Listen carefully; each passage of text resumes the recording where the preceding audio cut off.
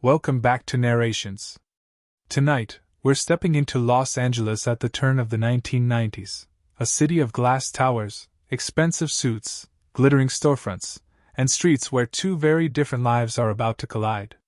Pretty Woman is a modern fairy tale, light and romantic, built not on grand speeches but on glances, awkward silences, playful banter, and small moments that quietly change everything. This is the story of Edward Lewis and Vivian Ward, and how a chance meeting turns into something neither of them planned for. Los Angeles glows at night. The city feels alive, electric, restless. On Hollywood Boulevard, the sidewalks buzz with music, neon signs, laughter, and people passing each other without really seeing one another. Vivian Ward stands out anyway. She's confident, sharp-tongued, dressed boldly, and walking with purpose, even if that purpose isn't entirely clear. Vivian isn't alone. She's with her friend Kit, who's loud, fearless, and fiercely loyal. They joke, tease, and hustle their way through the night, navigating the street with practiced ease. Vivian's laugh comes easily, but beneath it is a quiet alertness, the kind you develop when you've learned to rely only on yourself. That same night, miles away but somehow just around the corner, Edward Lewis is having a very different kind of evening. He's wealthy, polished, and emotionally distant. A man who lives in hotel suites and boardrooms, not sidewalks. Edward attends a business party filled with champagne flutes, rehearsed smiles, and conversations that never quite touch anything real. He doesn't belong here, not really. And when his girlfriend leaves him, coolly, decisively, like checking something off a list, Edward doesn't protest. He just leaves. He ends up behind the wheel of a borrowed luxury car, driving through Los Angeles without direction. The streets twist and turn, unfamiliar and chaotic. Edward, who controls companies worth millions, has no idea where he is. That's when he sees Vivian. She notices the car immediately, the wrong kind of car for this street, driven by a man who looks even more out of place than the vehicle. She approaches him with confidence, assuming she knows exactly what kind of night this will be. Edward asks for directions. Vivian laughs. She's amused by him, not impressed, not intimidated. She hops into the car, takes control, and guides him out of the neighborhood with casual authority. Their conversation is playful, a little sharp, filled with teasing curiosity. Edward is intrigued. Vivian isn't pretending to be anything other than who she is. When they reach Edward's hotel, grand, elegant, impossibly expensive, something unspoken lingers between them. Edward doesn't invite her in at first. Vivian doesn't expect him to. But he does. Inside the hotel room, their differences become even more obvious. Vivian takes in the space with wide-eyed wonder. Not greedy, just genuinely impressed. Edward watches her carefully, as if trying to understand where she fits in his world. What follows is awkward, funny, human. Vivian sets rules. Edward listens. They negotiate not just money, but comfort, boundaries, respect. It's not romantic, not yet, but there's something honest about the exchange. Later, as Vivian prepares to leave, Edward surprises her by asking her to stay longer. A week. He has business meetings, dinners, events. He needs a companion. He offers her a deal, generous, structured, transactional. Vivian hesitates. She doesn't like being controlled. She doesn't like contracts. But the opportunity is tempting, and Edward isn't condescending. He's direct. Almost vulnerable in his own stiff way. She agrees. The next morning, Vivian wakes up in crisp white sheets that feel unreal. Sunlight pours into the room. For a moment, she forgets where she is. Then she smiles. Edward arranges for Vivian to go shopping. An innocent enough request, but one that quickly turns humiliating. Dressed the way she always dresses, Vivian steps into luxury boutiques on Rodeo Drive. The saleswomen look her up and down, dismiss her instantly, and refuse to help her. Vivian holds her head high, but the sting is real. She leaves empty-handed, wounded, and angry, not because she wanted their approval, but because she's been reminded exactly how the world sees her. Back at the hotel, Edward realizes something went wrong. He listens, really listens, as Vivian explains what happened. And instead of brushing it off, he decides to fix it. This time, Edward goes with her. Suddenly, doors open. Smiles appear. Vivian is treated like royalty. The contrast is sharp, almost absurd. Edward watches her transformation, not just in clothes, but in confidence. Vivian isn't pretending to be someone else, she's simply being allowed to exist without judgment. They share a quiet, powerful moment when Vivian returns to the first store, the one that rejected her. Arms full of bags, smiling sweetly as she delivers the line that says everything without saying much at all. Back at the hotel, Edward gives her a stunning dress. Vivian is overwhelmed. She jokes, deflects, but there's something sincere in her gratitude. No one has ever done something like this for her, not without strings attached. That evening, Edward brings Vivian to a formal business dinner. She's nervous, but she doesn't let it show.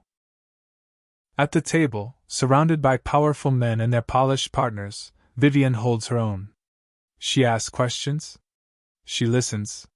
She surprises everyone, especially Edward. There's a moment when Edward looks at her, really looks, and realizes she's not just playing a role. She's intelligent, observant, and emotionally present in ways he's not used to. Later that night, back in the hotel room, their dynamic shifts. They talk. Not about money or deals, but about childhood, about dreams, about what it feels like to be trapped by expectations. Vivian admits she wants more from life, not riches, just something better. Edward admits he doesn't really know what he wants at all. The chemistry between them is undeniable now. It's in the way they tease each other, the way silence settles comfortably between words, the way they laugh unexpectedly. Days pass. Vivian becomes part of Edward's routine, breakfast conversations, late-night talks, shared jokes. Edward loosens up. Vivian softens without losing herself. One afternoon, Edward takes Vivian to a polo match. She sticks out, loudly, gloriously, cheering at the wrong moments, asking innocent questions, drawing curious glances. Edward should be embarrassed. Instead, he's amused. Proud, even. There's a small moment, almost easy to miss, when Edward smiles without realizing it. Vivian notices. She always notices. Back at the hotel, Vivian lounges on the bed, watching old TV shows, laughing freely. Edward joins her. They share popcorn, jokes, and a rare sense of normalcy. This isn't part of the deal, and that's exactly why it matters. But beneath the laughter, tension grows. Vivian begins to understand that this world, Edward's world, isn't built for people like her. She overhears business conversations that make her uncomfortable. She sees how easily people are bought, discarded, reshaped. Edward, meanwhile, struggles with feelings he doesn't know how to name. Control is his comfort zone. Vulnerability is not. Their unspoken connection deepens, but so does the gap between them. And slowly, almost without warning, the question shifts from how long will this last to what happens when it ends. The days Edward and Vivian spend together begin to blur into something dangerously close to normal. Mornings stretch longer. Conversations deepen. What started as an agreement now feels like a rhythm they've both settled into without realizing it. Vivian no longer hesitates in the hotel lobby. The staff greets her by name. She moves through the suite with ease, barefoot, comfortable, laughing freely. Edward notices this. How naturally she exists in the space, how she fills the quiet corners of his carefully controlled life. One evening, Edward surprises Vivian with a night at the opera. Vivian is stunned. The opera isn't her world. It feels intimidating, formal, almost unreal. She admits she doesn't understand it. Edward doesn't care. He just wants her there. Dressed elegantly, Vivian sits beside Edward as the music begins. At first, she watches politely, unsure of what she's supposed to feel. Then something shifts. The voices rise, raw and emotional, filling the grand hall. Vivian's eyes widen. She's moved, deeply, unexpectedly.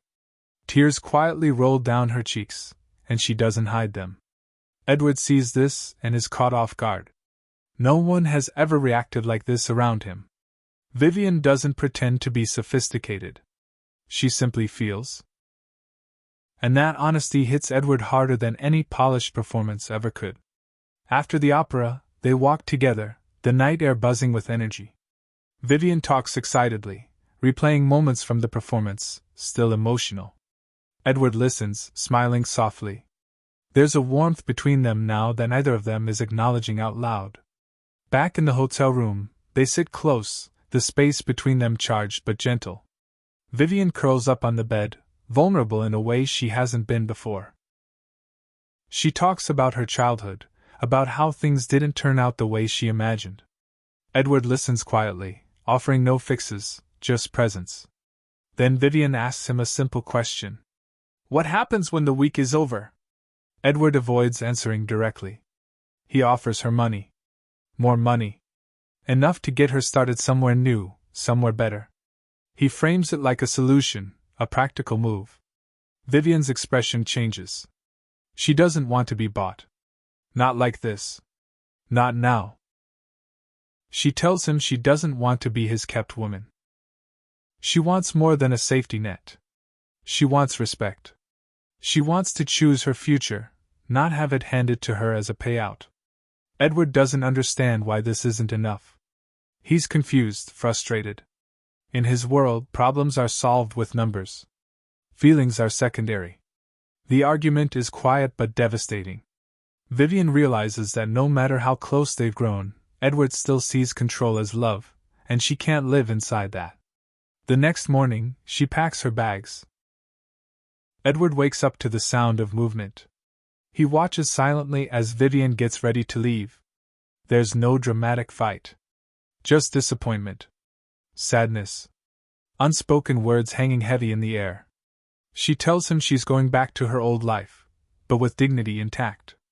Edward doesn't stop her. He doesn't know how. Vivian leaves the hotel and returns to Hollywood Boulevard. Everything looks the same, but she doesn't feel the same.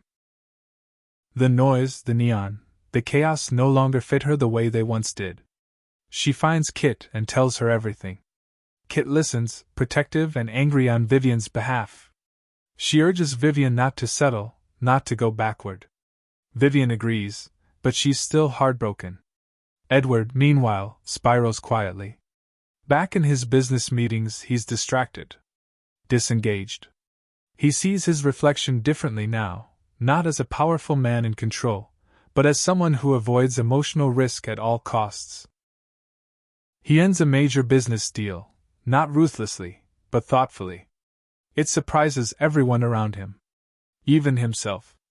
Edward realizes something fundamental has changed. Vivian didn't just pass through his life, she disrupted it. He goes back to the hotel room they shared. It feels empty. Too quiet.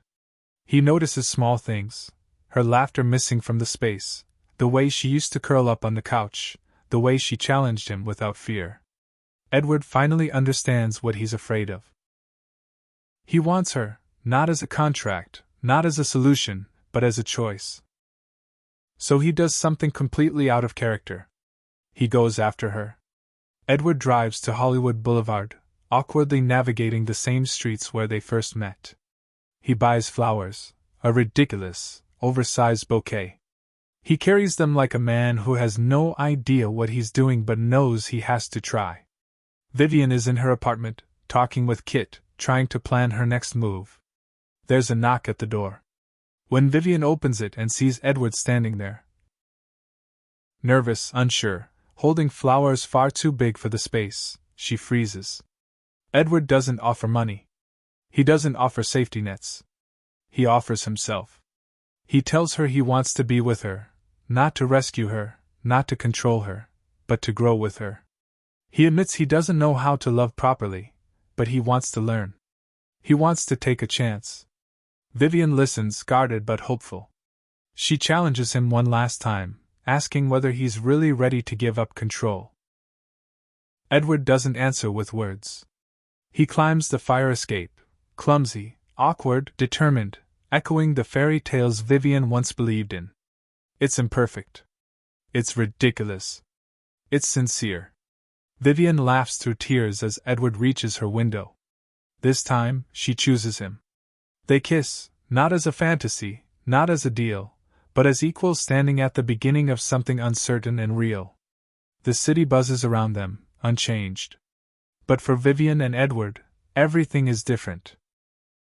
Pretty Woman isn't about rescue or wealth. It's about being seen, truly seen, and choosing connection over comfort. It's about the quiet moments, the laughter, the vulnerability, and the courage to step outside the roles we hide behind. Thank you for spending this time with me. If you enjoyed listening, don't forget to like, share, and subscribe, and I'll see you in the next story.